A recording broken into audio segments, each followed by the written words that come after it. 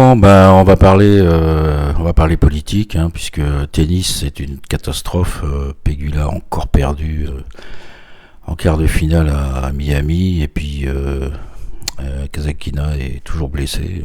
On ne sait pas ce qui va arriver. Bon, alors on va parler d'Éric Zemmour. Éric Zemmour, c'est un polémiste génial, hein, c'est un type de grand talent, mais qui s'est planté complètement en politique, hein, et Et aujourd'hui, s'il continue comme ça, il va se replanter et il n'aura aucune réussite. Alors on va revenir sur ce qui s'est passé donc en 2022. Et notamment, on va voir ce qui s'est passé en amont, la pré-campagne. Donc Zemmour a été embauché par Bolloré, CNews. C'était en septembre 2019. Il a fait pendant 2 ans une émission qui s'appelait Face à l'info. Alors, il y a beaucoup de gens qui disent Bolloré, il a fait CNews pour faire la campagne de l'extrême droite. Alors, il y a des gens qui disent c'est horrible, puis d'autres qui disent c'est formidable. Non, Bolloré n'a pas fait CNews pour faire la campagne de l'extrême droite. Bolloré, c'est un homme d'affaires. C'est un homme d'affaires. Un homme d'affaires, il a jamais fait de politique, Bolloré. C'est un homme d'affaires, c'est pas Donald Trump. Et il fait des affaires. Alors il fait une chaîne pour faire du fric, ou il fait une chaîne pour faire pression sur les politiques, mais dans un but de faire du fric. Voilà. Hein. Et donc quand Bolloré il est devenu actionnaire majoritaire de Canal+ en 2014-2015. Il a récupéré iTélé et puis il l'a transformé en 2017 en CNews. Et il faut savoir donc à l'époque Bolloré, il avait donc sa compagnie Bolloré Africa Logistique, hein, c'était une compagnie il avait des concessions portuaires en Afrique francophone, et il avait beaucoup de problèmes avec cette compagnie parce qu'il avait des affaires judiciaires. Et il y avait une enquête préliminaire qui avait été faite en 2013, et des enquêtes de presse, Mediapart, etc., etc. Il était soupçonné de tas de choses, corruption, trafic d'influence, etc., etc. Et il a même été ensuite gardé à vue. Vous vous rendez compte, un milliardaire gardé à vue en 2018, et dans la foulée mis en examen. Hein. Et toutes ces affaires judiciaires lui trottaient dans la tête. Et c'est pour ça qu'il a décidé donc de revendre son empire africain, hein, pour s'en débarrasser, pour éventuellement peut-être effacer les traces ou des choses comme ça. Et donc, à quoi a servi la propagande entre guillemets pour le RN et ensuite pour Zemmour? C'était simplement pour faire pression sur l'État français, sur Macron, pour pouvoir vendre sa société. Parce qu'il voulait vendre sa société, et pour ça il avait besoin d'autorisation administrative de l'État, je ne sais plus comment ça s'appelle. C'est obligatoire, hein, quand on détient un bien à l'étranger et qu'on veut le vendre. Eh ben, l'État, on ne peut le vendre que si on a l'autorisation de l'État, parce que ce sont des domaines stratégiques, et il faut les autorisations de la concurrence, des choses comme ça. Donc il a fait pression sur Macron en lui disant si tu m'emmerdes, moi je vais te pourrir ta réélection en 2022, et tu seras gros Jean comme devant. Ouais. Mais en fait, il n'a pas fait vraiment la campagne de Zemmour, parce que Bolloré voulait pas que Zemmour soit président de la République. Bolloré voulait simplement pouvoir vendre sa société, et que Macron lui laisse vendre. Donc il a fait pression. Il a fait pression. Vous savez qu'un homme d'affaires, un extrémiste au pouvoir, c'est pas bon. Hein. Les hommes d'affaires, ce qu'ils aiment, c'est la bourgeoisie libérale. Hein. Pour eux, c'est parfait. Hein. Donc Macron ou n'importe qui, pour les affaires, c'est ce qu'il y a de mieux. Hein. Un extrémiste, c'est l'aventure. On sait pas ce que ça peut entraîner comme conséquence sur l'économie.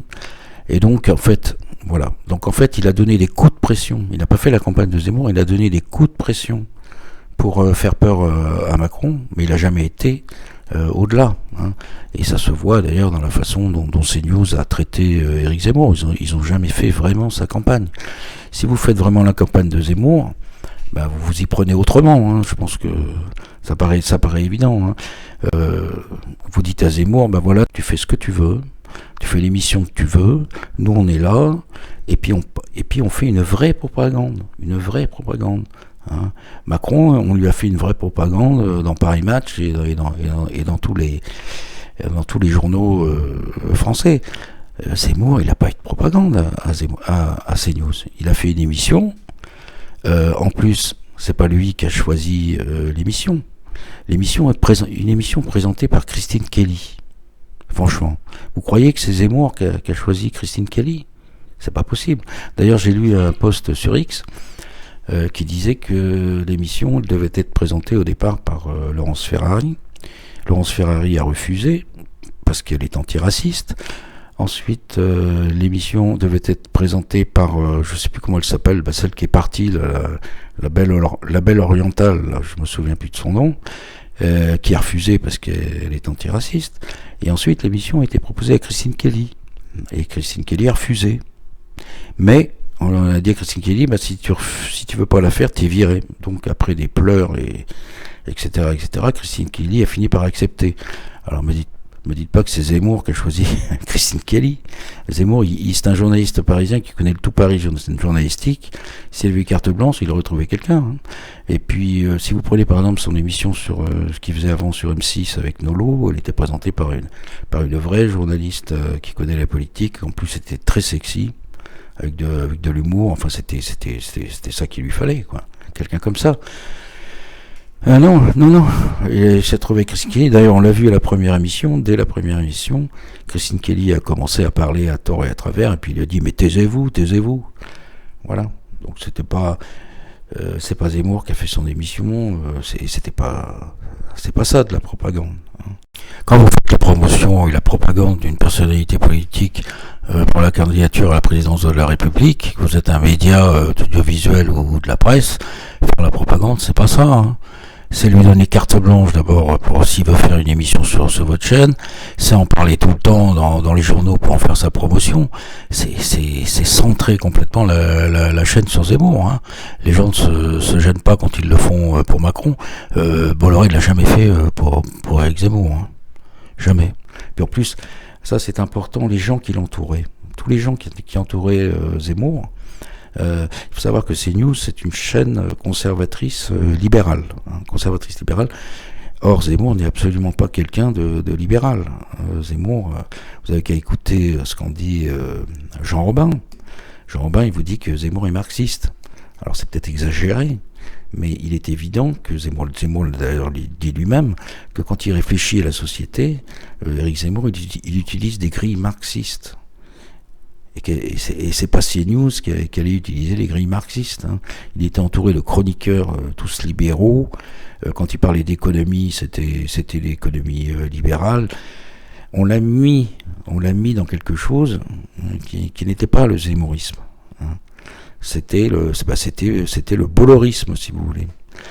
Et ça a complètement commencé déjà en pré-campagne à lui donner une mauvaise image, quoi. Alors, il a fait que parler d'immigration, puis comme il pouvait pas parler que de ça, il a écouté ses chroniqueurs qui faisaient des chroniques libérales. Il a lui-même parlé d'économie, mais c'était pas bon, quoi. Et il y avait personne pour le contredire, alors que Zemmour, c'est un type qui a besoin d'être contredit. Il a jamais été aussi, quand il faisait ça se dispute avec Nicolas Desmoniac, ou quand il se bataillait avec des gauchistes sur les plateaux de télévision. Mais là, c'était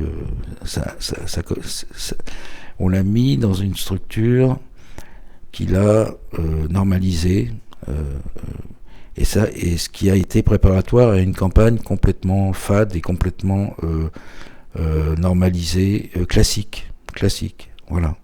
Voilà le résultat. Bolloré, le résultat, c'est que Bolloré a vendu son entreprise, hein, à une entreprise italienne, MNC, là, qui est d'ailleurs pas très nette non plus d'un point de vue juridique. Et puis Macron était réélu. Ce que Macron ne voulait surtout pas, c'est se retrouver au deuxième tour avec soit Mélenchon au deuxième tour, soit éventuellement Zemmour, soit pour lui éventuellement d'être viré du deuxième tour. Macron, ce qu'il voulait, c'est un deuxième tour avec Le Pen, et tout s'est bien passé, et il peut dire merci aussi à Bolloré. Donc voilà, donc le danon de la farce, ça a été qui? Ça a été Zemmour, qui a été l'idiot utile de Bolloré. Et ensuite, la campagne, elle a suivi les mêmes traces. Alors là, on a le personnage de Sarek Nafo à la baguette. C'est quand même terrifiant, quoi, de passer de Zemmour à Sarek Nafo, quoi. Alors, si vous pouvez pas comprendre que Zemmour est un vrai dissident et que Sarek Nafo est une petite énarque systémique classique sans intérêt, à ce moment-là, arrêtez d'écouter la vidéo parce que vous pouvez pas comprendre. Il faut le sentir, ça. Ça, si vous le sentez pas, tant pis pour vous. Continuez avec Sarek Nafo, puis vous aurez le pouvoir dans quelques années, ou peut-être jamais, ou alors vous aurez un sous-secrétaire d'État dans un gouvernement wauquier. C'est un peu ça que vous pouvez espérer. Bon, voilà. Donc, alors, pour en terminer avec ces news, avant d'en venir à la campagne proprement dite, il y a eu aussi, il faut signaler, les 2 interviews de Pascal Praud de Zemmour. La première, c'était en octobre 2021, c'est-à-dire après que Zemmour ait quitté CNews parce que l'Arcom voulait décompter son temps de parole. Et la deuxième, c'était en mars 2022, c'est-à-dire pendant la campagne, avant le premier tour. Écoutez, je sais pas, il y a qu'à les écouter, ces interviews. Pascal Praud qui dit à Zemmour, mais vous, qu'est-ce que vous foutez en politique? Vous êtes un polémiste, vous avez rien à faire en politique, etc. Donc, après, à part ça, on va nous dire que CNews a fait la campagne de Zemmour, la propagande. Ah non, pas du tout. D'ailleurs, à l'époque, sans doute que Bolloré avait eu l'assurance d'avoir le feu vert de l'État, puisque en fait sa société africaine, il l'a vendue fin 2022, mais la préparation a été faite en 2021. Et la pré-signature de la vente a été faite juste avant le premier tour de l'élection présidentielle. Donc on voit bien que tout ça, les dates concordent, et que ça n'a pas dérangé du tout CNews que Pascal Praud fasse ses interviews à charge, totalement méprisantes. Et vous savez, Pascal Praud qui se prend qui se considère plus important que la personne qui reçoit. Là, vous avez vraiment la preuve que tout ça c'était du bidon, c'était vraiment du bidon. Et ensuite la campagne proprement dite, qui a été suivie par Gauthier Lebret, qui est un jeune journaliste qui sortait pratiquement de l'école, je crois depuis 2 ans, et puis qui était pas fait pour faire la campagne de Zemmour. Et puis encore une fois, est-ce qu'on a demandé l'avis de Zemmour pour avoir Gauthier Lebret?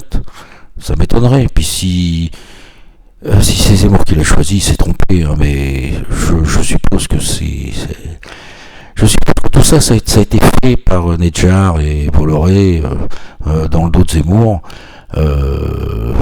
Gauthier Lebret, c'est un très bon animateur de plateau, d'ailleurs. Depuis, il fait ça très bien, il a beaucoup de qualité, mais pour suivre une campagne, c'est un type qui est totalement obtus, qui a pas de...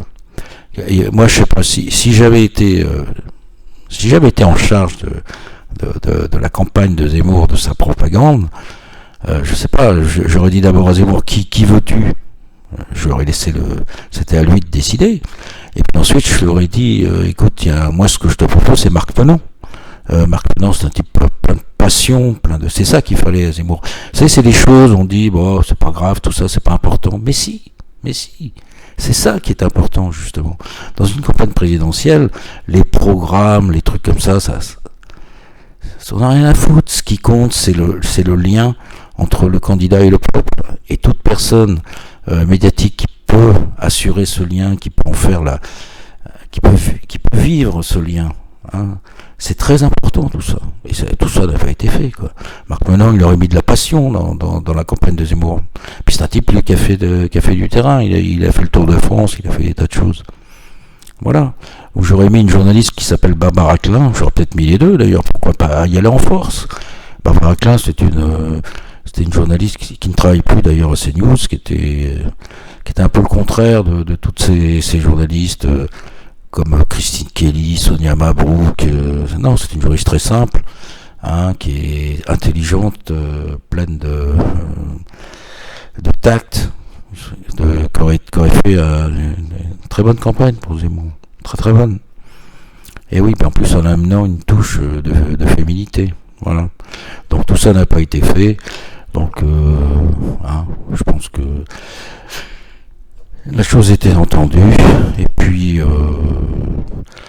d'ailleurs les dates concordent. Si vous prenez les dates de vente de la société africaine de Bolloré, ça a été fait en 2021-2022 au moment de la campagne.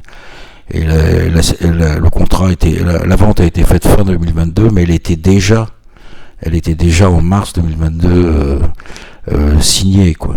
Hein, ça a été fait. Voilà. Donc Bolloré, il a eu ce qu'il voulait et Macron a été réélu. Voilà. Bon. Alors ensuite, alors comme je l'ai dit, tout ça s'est fait dans un cadre libéral.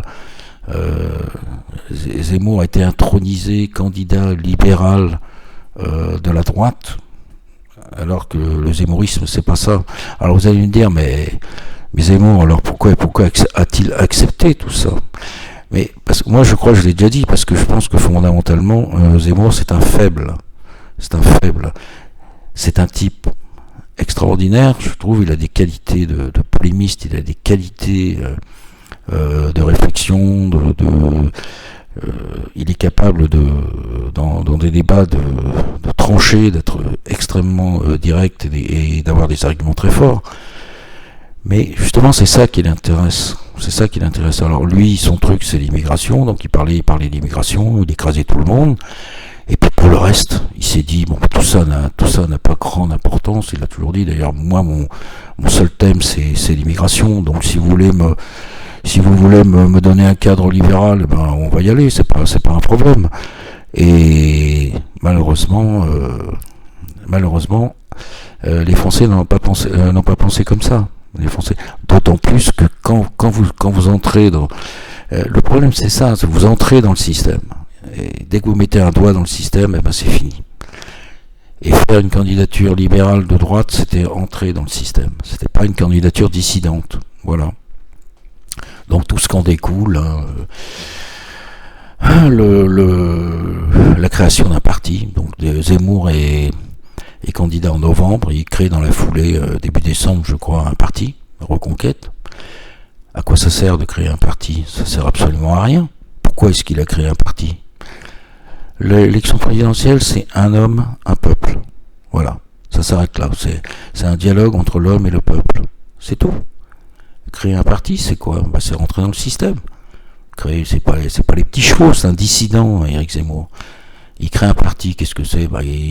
Au lieu de se baser sur le peuple, c'est-à-dire sur ses bénévoles, c'est-à-dire des gens qui l'aiment, et des gens qui sont prêts à tout pour lui, il crée un parti, des types qui rentrent, qui viennent, qui sont pas aussi bien intentionnés que les bénévoles, des types qui cherchent de l'argent, qui cherchent à être salariés.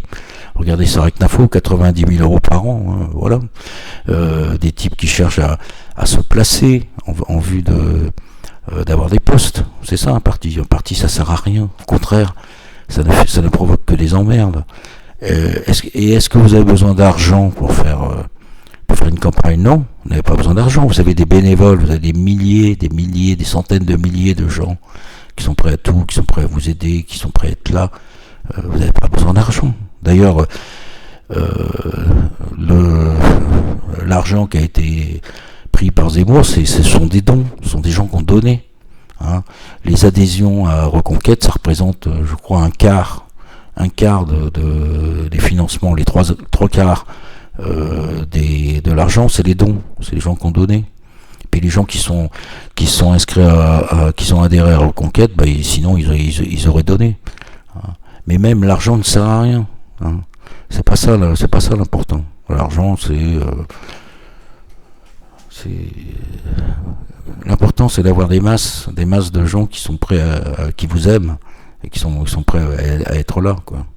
C'est là-dessus que ça fonctionne. Voilà, donc création d'un parti, récolte d'argent, tout ça, c'est des trucs systémiques qui n'ont aucune valeur, quoi, aucune. Et puis après les meetings, alors vous avez un type qui s'appelle Olivier Hubeda. Olivier Hubeda, c'est pas du tout un zémourien, Olivier Hubeda. C'est un libéral. C'est un type qui a soutenu Balladur. Vous vous rendez compte? C'est le type qui a fait la campagne de Sarkozy. C'est le type qui a fait des campagnes pour Raffarin. C'est absolument pas un dissident. C'est pas du tout un dissident, Olivier Hubeda. Et ben voilà, le type, voilà comment on a dépensé les sous. faire des meetings. Alors moi, ce qui me fait marrer, c'est que le mec, il a été reçu il y a à peu près un an par le magazine Frontières. Et les types, il a été reçu comme un prince, quoi. Les grands sourires. Ah, vous êtes formidable, Olivier Hubeda. Vous avez fait quelque chose pendant la campagne de Zemmour qui restera, etc. Mais Zemmour a fait 7%. Un score absolument lamentable. Et les mecs de Frontières, ils sont là, en admiration devant Olivier Hubeda. Mais franchement, 7%. Mais c'est nul. C'est nul. Moi, je vous dis, je suis peut-être naïf, mais moi, je pensais vraiment que Zemmour allait être élu président de la République. Et je pensais qu'il allait être élu au premier tour. Je veux dire, la campagne de 2022, ça a été un échec absolument lamentable. Et quand vous voyez aujourd'hui Sarah Knafo qui trône partout, toute fière, etc., mais elle était directrice de campagne de Zemmour. Elle a fait 7%. Mais c'est quand même terrifiant, quoi. Terrifiant. Vous savez, l'image de la campagne, elle est très claire. C'est Zemmour qui marche et à côté Sarah Knafo avec son calepin. Ça, c'est moi l'image qui m'est restée. Sarah Knafo avec son calepin. On imagine que Sarah Knafo, elle est là. Écoute, Eric, alors il faut que tu ailles là à telle heure, ensuite là à telle heure, et puis surtout ne dis pas ça parce que ça pourrait être mal interprété. Et puis là, tu pourrais peut-être quand même faire des excuses parce que tu as dit quand même quelque chose. Voilà. C'est ça une campagne dissidente. Dissident, c'est quand même terrifiant, quoi. Alors on a pris Zemmour, on lui a donné un beau costume, on lui a mis des lunettes, vous savez, les lunettes où il était toujours en train de les remonter parce qu'elle descendait sur son nez, alors il était toujours en train de les remonter. D'ailleurs, j'avais jamais vu Éric Zemmour avec des lunettes, et je l'ai jamais vu depuis 2022 avec des lunettes, quoi. Tout ça, c'était pas Éric Zemmour, c'était un personnage de droite, libéral, classique, campagne classique, avec tout ça, mais c'était pas Éric Zemmour, quoi. C'était pas Éric Zemmour. Et le résultat, c'est un échec monumental qui s'est poursuivi ensuite dans les autres élections. Et voilà ce qui s'est passé, hein. Donc tout ça s'explique par la faiblesse de caractère, mais pas que par ça, par la puissance de cet entourage qui est là pour empêcher que la dissidence advienne, quoi. C'est ça, hein. Et donc, quelle est la perspective pour Éric Zemmour dans l'avenir? Ben moi je le dis, il faut qu'il quitte Reconquête et qu'il reparte seul en 2027. Il faut qu'il abandonne tout ça, il abandonne tous les gens qui finalement ont permis cet échec, et il faut qu'il reparte seul. Hein. Il faut qu'il reparte seul. Hein. Sinon ça va être bis repetita. Alors soit il a accepté l'idée que son parti ce sera un parti de complément, un parti bouche-trou, un petit parti à 5%, il peut pas espérer autre chose, hein, avec ce qu'il a fait en 2022 et ce qu'il fait depuis. Soit il considère que non, il veut prendre le pouvoir, et pour ça il faut qu'il reparte seul. Ce qui est assez étonnant, c'est que Zemmour se dit bonapartiste, mais franchement, est-ce que c'est bonapartiste ce qu'il a fait? En 2022 et depuis 2022, absolument pas. Le principe du bonapartisme, c'est la prise du pouvoir, et la prise du pouvoir rapide. Hein. Imaginez Napoléon dans la France de 2026, la France de Macron, mais en un mois, il a pris le pouvoir, Napoléon. En un mois, il fait un coup d'État, puis il prend le pouvoir. Hein. Si vous prenez Napoléon III, alors Napoléon III, il s'est présenté une fois à la présidence de la République, c'était en décembre 1848, après la Révolution. Ben, il a fait 74% des voix hein, au premier tour. Il n'a pas fait 7%. Voilà, bah oui. Mais tout ça, c'est est-ce que vous avez la volonté de prendre le pouvoir, ou est-ce que vous avez simplement l'envie de témoigner et puis de faire une campagne classique qui ne rapportera rien avec des tenants libéraux qui forcément ne pourront pas fonctionner. Hein. La France, il y a 88% des actifs sont des salariés. Alors comment vous pouvez convaincre le pays que vous allez lui faire du bien si votre seul problème économique c'est de retirer les charges des entreprises, diminuer les impôts des entreprises et travailler plus. Bah, les Français ils sont pas cons, hein. Ils supportent pas l'immigration, mais leurs problèmes, ils ont des problèmes encore plus graves qui est de nourrir leur famille. Et quand ils ont la possibilité de voter RN, eh ils vont voter RN, parce que RN, même si c'est artificiel, RN, il donne l'impression d'être plus social. Voilà, donc ils vont aller vers le RN. Eh oui, il s'est complètement planté. Ce qu'aurait dû faire Zemmour, c'est une campagne dissidente, une vraie campagne dissidente. Alors c'est quoi une campagne dissidente? Le mec, il y va les mains dans les poches. Pas de parti, pas d'argent, rien. Que dalle, tranquille. Moi j'ai toujours dit une chose, c'est que si Zemmour était resté dans son pieu en 2022, il aurait fait beaucoup plus que 7%. Il aurait fait beaucoup plus. Voilà. Il aurait les mains dans les poches, libre, comme il était avant, comme Zemmour. Qu'est-ce qu'il fait? Qu'est-ce qu'il peut faire s'il veut faire quelque chose? Il va sur les réseaux sociaux. Il va parler aux gens. Il va par exemple, je sais pas si GPTV existait à l'époque, il va sur GPTV. Il fait des débats avec des historiens, avec des gens qu'il aime, et puis, ou qu'il aime pas, enfin, il fait des débats, et c'est tout. Et puis, ce qu'il peut faire, c'est aller voir les dissidents. Moi, ce que j'aurais aimé, c'est qu'il a serré la pince à Soral, qu'il a serré la pince à Rissen, il aurait pu aller en Roumanie serrer la pince à Conversano.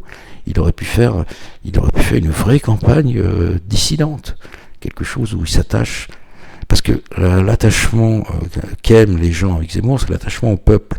Hein, l'image de Zemmour avant qu'il soit en politique, c'est quand il faisait ces débats là, quand il sortait ses bouquins, il y avait des petits vieux qui venaient lui toucher les mains.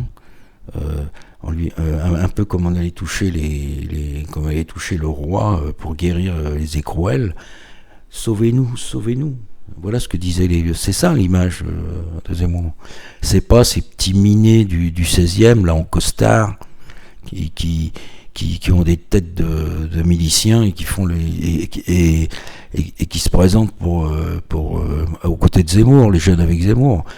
Mais ça c'est complètement nul, ça c'est la droite libérale classique, hein, ces petits Richards à la con, c'est pas ça ce que devait être le zémourisme.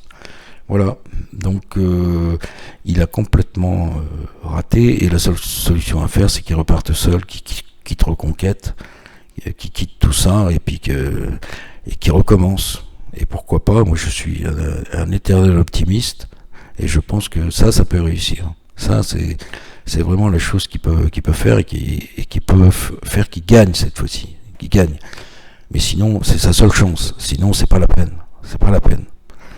Alors, une dernière chose qui a sans doute perturbé la campagne d'Éric Zemmour, c'est pas la plus importante, mais à mon avis, ça a quand même une signification, ça a quand même une importance. C'est l'attitude de la dissidence à son égard, hein, pendant sa campagne. et notamment des cercles soraliens, c'est-à-dire que dès que Zemmour a présenté sa candidature, tout de suite l'équipe de Soral a tapé sur Zemmour. On se demande vraiment pourquoi. On a l'impression, alors moi je suis pas un mec compliqué, moi je fonctionne pas avec des grandes idées, des choses comme ça. J'essaie de regarder les choses à taille humaine. Moi, ce que je pense, c'est qu'il y a eu deux choses. Il y a eu d'abord une certaine jalousie de la part de Soral, parce que Soral, lui, n'est jamais entré véritablement en politique. Il n'a jamais fait le grand saut, le grand bond pour y aller. Et donc, je pense que le fait que Zemmour franchisse le pas, franchisse le Rubicon, ça l'a titillé, et une sorte d'agressivité naturelle est venue chez lui, parce que jusqu'à présent Soral combattait Zemmour, évidemment, mais il y avait une cordialité entre eux. Ils avaient une correspondance informatique depuis très longtemps. Ils débattaient, quoi. Ils avaient des idées différentes, mais ils avaient un certain respect l'un pour l'autre. Et là, qu'est-ce qu'il a fait, Soral? Il a demandé à son homme de main, là, Youssef Indy, de commettre un livre qui s'appelle L'autre Zemmour. Alors, effectivement, j'ai pas lu le livre, mais j'ai lu quand même une partie qui a été présentée gratuitement, au moins une cinquantaine de pages, je me souviens plus. Mais qu'est-ce qu'il y avait, quoi? Qu'est-ce qu'il y avait? Alors Zemmour, il a 2 frigos, il a fait ses études dans une école juive, et il est marié avec une juive. Bon, je sais pas, c'est tout ce que tu as en réserve. Est-ce qu'il a... moi je sais pas, je vais voir Youssef Indy. Bon, je peux parier que sa compagne est peut-être musulmane, il fait peut-être les prières, etc., etc. Qu'est-ce que ça vient foutre là-dedans, hein?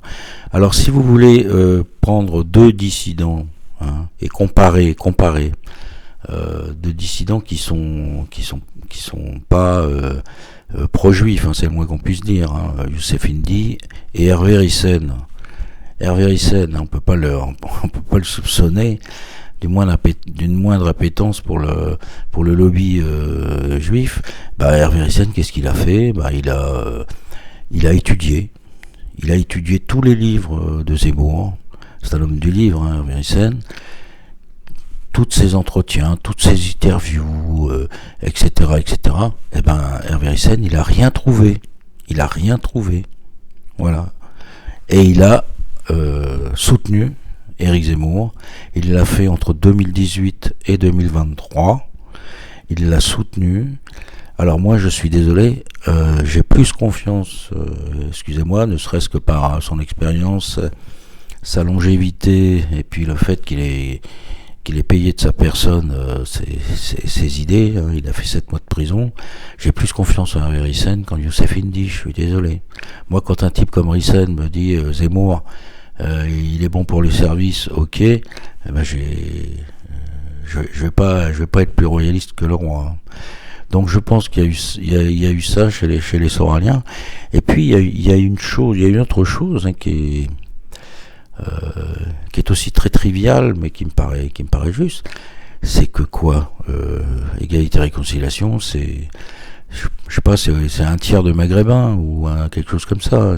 Il y a énormément de Maghrébins. Et qu'est-ce qu'ils ont, ces gens? Ils ont une peur, si Zemmour arrive au pouvoir, mais c'est aussi simple que ça. Ils ont peur d'être rémigrés. Voilà. C'est aussi simple que ça. Vous savez que pour ces gens-là, un type comme Macron, ils ont beau le critiquer tous les jours, c'est quand même un type formidable, quoi. Il va pas vous emmerder, il va pas vous chercher des poux dans la tête. Vous allez pouvoir rester en France tranquillement, sans aucun problème. Et voilà à mon avis, les raisons qu'on fait que les cercles soraliens se sont mis à taper sur Zemmour. La peur d'un extrémiste de droite qui pourrait leur causer des problèmes. Et ça, et alors quand on en arrive à que des dissidents se tapent sur la tête pour des raisons extrêmement triviales, moi je préfère mille fois un type comme Jean Messia qui au moins a dit qu'il était pour la rémigration et que s'il fallait en passer par là, il l'appliquerait à lui-même. Alors là au moins il y a du courage, il y a du courage chez Jean Messia. Voilà. Donc les cercles soraliens, tout ça, ça illustre quelque chose qu'on voit de façon récurrente depuis des années, mais quelque chose qui est fabriqué par le système, justement. C'est l'antagonisme entre, vous savez, divisé pour mieux régner, c'est l'antagonisme entre l'extrême droite, l'extrême gauche, la dissidence un tel, la dissidence un tel. Tout ça, ça fait des affrontements complètement débiles. C'est ce qu'on voit depuis des années là sur les réseaux sociaux, les droitards clébards, comme dirait Rissen, qui tapent sur les mélanchonistes, les mélanchonistes qui tapent sur les droitards clébards. Et tout ça sert à quoi? Ça sert au système. Ça sert au système. C'est ce qu'ils veulent. Ils veulent que les gens s'affrontent. Non, il faut que les dissidents se serrent les coudes, parce que le but, c'est de détruire le système. Et on pourra détruire le système que si les gens se serrent les coudes. Hein, il faut arrêter, ça c'est suicidaire. Il faut se serrer les coudes. Moi je vous ai dit, j'ai fait une vidéo où j'ai appelé tous les dissidents de France, j'ai nommé une quarantaine de personnes, je les ai appelés à tous être candidats à la présidence de la République. Il faut tous y aller. Hein, il faut se battre contre aujourd'hui le système tranquille, qui n'a pas été embêté. Maintenant il met en place la candidature d'Édouard Philippe. Et qu'est-ce que vous allez avoir? Vous aurez Édouard Philippe comme président. Et c'est pas en tapant sur les uns et sur les autres que ça changera quelque chose. Au contraire, tout le temps que vous passez à taper sur Mélenchon ou à taper sur Zemmour, c'est du temps perdu pour taper sur le système. Aujourd'hui, il faut taper sur le système, il faut se concentrer sur Édouard Philippe. Il faut le détruire. Il faut se concentrer sur les autres, parce que si Édouard Philippe s'écrabouille dans les sondages, il y en aura un autre qui prendra sa place. Donc il faut être constamment en attaque sur les gens du système. Oubliez, si vous êtes droitard, oubliez Mélenchon. Si vous êtes mélenchoniste, oubliez les droitards. Concentrez-vous sur le système, sur les gens du système. Voilà. Et puis Zemmour doit repartir seul, en vrai dissident qu'il est, et se séparer de tout son entourage qui lui a causé énormément de tort. Voilà. Merci beaucoup. Moi, mon objectif, c'est de m'ouvrir, c'est d'ouvrir le débat. La droite comme la gauche sont en train de s'enfermer, l'extrême droite et l'extrême gauche sont en train de s'enfermer, et ça, c'est le centre qui le veut. Le centre finance et laisse agir les pires caricatures à droite et à gauche pour couper toute tentative, toute possibilité de dialogue et d'association. Parce qu'en vérité, dans ce pays, le seul moyen qu'on aurait de faire tomber le centre, c'est une alliance entre l'extrême gauche et l'extrême droite. Faire tomber Macron. Et c'est ce qui s'est passé avec les Gilets jaunes. Ils se sont fait massacrer. Donc maintenant, ils sont terrifiés par ça. Et ils font tout pour faire monter les tensions et l'autisme idéologique dans ces deux camps, histoire qu'on puisse plus se parler. Moi, je ne vais pas jouer le jeu de Macron. Voilà. Je ne vais pas jouer le jeu de Macron. Et les gens attendent ça quand on discute avec les gauchistes.